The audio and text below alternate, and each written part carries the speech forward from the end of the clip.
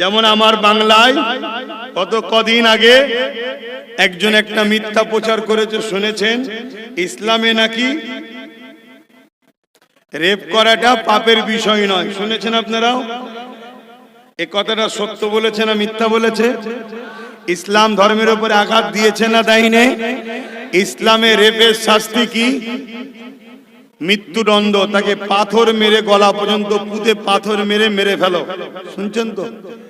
তাহলে এ কি বলছে? যে বলছে তাদের দলে অনেক রেপিস্ট আছে না নাই? তাহলে এরা মূলত ইসলামকে ভয় খাচ্ছে যে যুবক যদি জেগে যায় তাহলে আমরা যে বদমাইশি করছি আমাদের এই বদমাইশির নাম নিশানা বন্ধ হয়ে যাবে। কথা বুঝলেন? সেদিনও আবু জেহেল ভয় করেছিল, আজকে আবু জেহেলের উত্তরসূরিরা ভয় করছে। তাই মুসলমান ঘরের ছেলেদের বলি, জাগো, এখনো সময় আছে। এই সমাজে মায়ের জাতেদের ইজ্জতকে বাঁচাবার জন্য জাগো।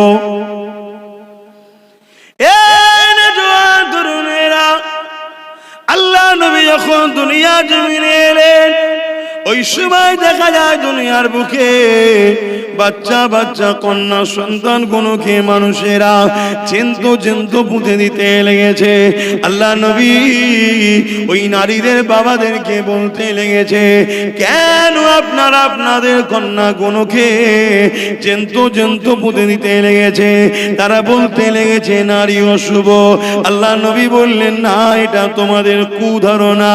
আমি রাসূলুল্লাহ জানিয়ে দিই, নারী হলো অশুভ নয়। কারো ঘরে যদি প্রথম কন্যা সন্তান হয়, এর মানে ওই নারী বাবাকে মহান স্রষ্টা সৃষ্টিকর্তা আল্লাহ জান্নাতে সংবাদ দেয়।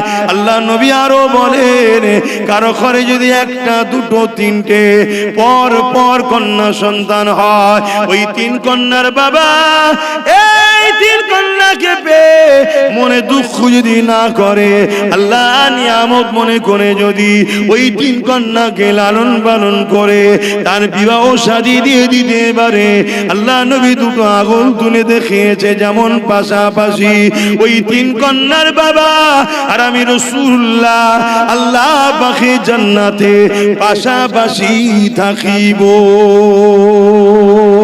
আরো জোরে বলুন সুবহান।